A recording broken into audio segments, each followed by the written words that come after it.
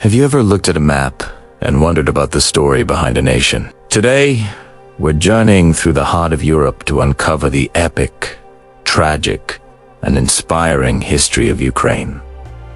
This isn't just a story of borders and battles. It's a tale of identity, resilience, and an unyielding spirit forged over more than 1,000 years. Our story begins over a millennium ago, on the vast plains of Eastern Europe. This land, crisscrossed by vital trade routes, like the one from the Varangians to the Greeks, was a melting pot of Slavic tribes, Vikings, and Byzantine influence. It was here, in the 9th century, that a powerful state emerged. Kievan Rus, with its magnificent capital, Kyiv, standing proudly on the banks of the Dnieper River. This federation became the cradle of East Slavic civilization. Imagine a bustling city, its golden domes gleaming in the sun. Under rulers like Volodymyr the Great, Kievan Rus adopted Orthodox Christianity in 988, a pivotal moment that forever shaped the cultural and spiritual identity of the region. His son, Yaroslav the Wise, ushered in a golden age. He codified laws, built stunning cathedrals like St. Sophia's, and fostered a center of learning and art that rivaled any in Europe. Kievan Rus was a beacon of culture, a powerful force whose influence stretched far and wide. But like all great empires, its golden era couldn't last forever. Internal strife and feuds between princes began to weaken the state from within. Then, in the 13th century, a storm gathered on the eastern horizon. The Mongol invasion swept across the land, leaving devastation in its wake. Kyiv was sacked in 1240, a catastrophic event that shattered Kiev and Rus and scattered its people. The once mighty federation fractured,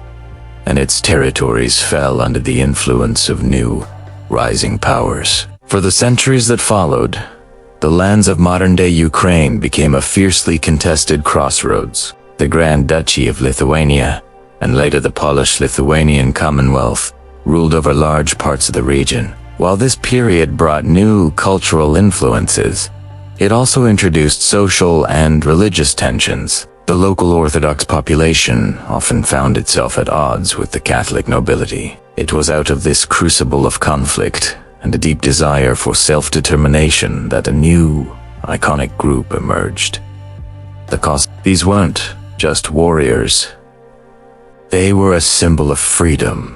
Living in semi-independent communities in the southern steppes, the Zaporizhian Cossacks were fiercely democratic and masters of guerrilla warfare. They were the defenders of the Orthodox faith and the Ukrainian frontier. Their leader, or Hetman, was elected. They created a unique military society, the Cossack Hetmanate, which was essentially a prototype of a Ukrainian state. In the mid-17th century, under the leadership of Hetman Bogdan Khmelnytsky, the Cossacks rose up against Polish rule in a massive rebellion. Seeking an ally, Khmelnytsky signed the Treaty of Pereslav with Zadam of Muscovy. He hoped for protection and autonomy, but this alliance would have profound and lasting consequences. It marked the beginning of a gradual absorption of Ukrainian lands into the growing Russian Empire. Over the next 2 centuries, the Russian Empire tightened its grip. The autonomy of the Cossack Hetmanate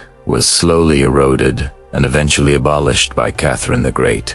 The empire implemented policies of Russification, suppressing the Ukrainian language and culture. The Ukaz of 1876, for example, banned the publication of books in the Ukrainian language. Meanwhile, the western parts of Ukraine fell under the control of the Austro-Hungarian Empire, where, despite challenges, Ukrainian cultural life experienced a bit of a revival. This division created 2 different paths of development, yet a shared sense of a distinct Ukrainian identity continued to smolder beneath the surface. The early 20th century was a whirlwind of revolution and war.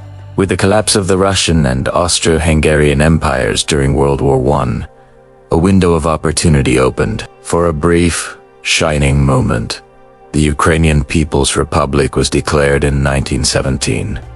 Independence was finally within reach, but it was a fragile dream. The new nation found itself caught in a brutal multi-sided war, fighting against Bolsheviks, White Russians, Poles, and others. Ultimately, the dream was crushed. By 1921, Ukraine was once again partitioned, this time between the new Soviet Union and Poland. The Soviet era brought some of the darkest chapters in Ukraine's history. While the 1920s saw a brief period of cultural promotion, it was followed by Stalin's reign of terror. The Holodomor, or the Great Famine of 1932-1933, was a man-made catastrophe. Forced collectivization and impossible grain quotas led to the starvation of millions of Ukrainians. It was an act of genocide, a deliberate attempt to crush the Ukrainian peasantry and the nation's will to resist. The terror didn't stop there.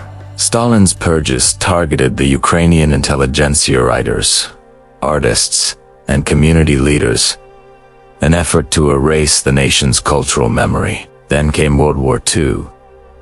Ukraine became the bloodlands of Europe, a primary battlefield between Nazi Germany and the Soviet Union. The devastation was immense.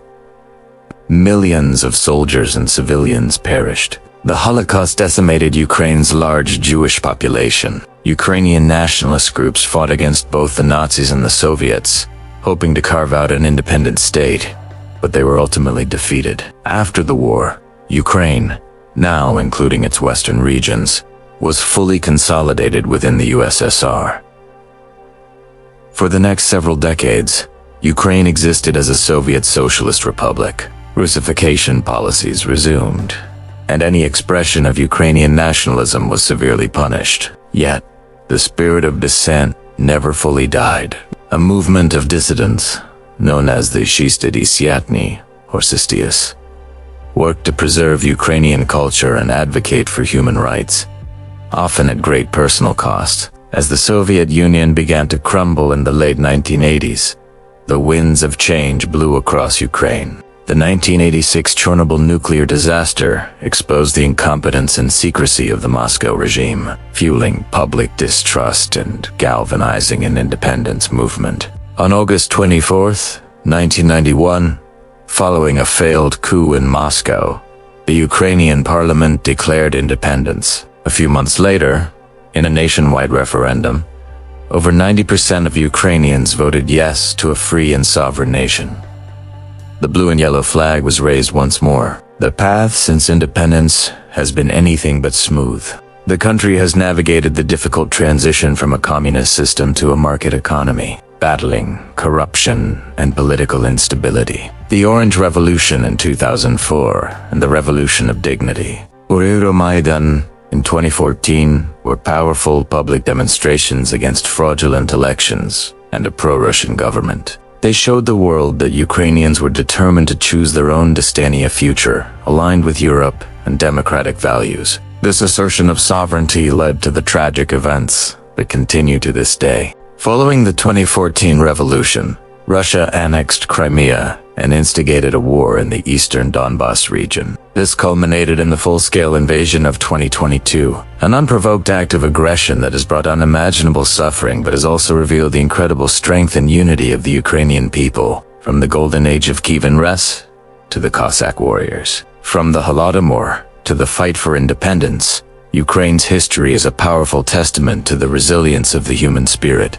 It's a story of a nation that has been bent, but never broken. A people who, against all odds, have held on to their language, their culture, and their identity. Understanding this past is crucial to understanding the present and the unwavering courage with which Ukrainians are defending their freedom today. Thank you for joining me on this journey through Ukrainian history. If you found this video informative, please give it a like, subscribe for more deep dives into our world's history, and share your thoughts in the comments below. Until next time.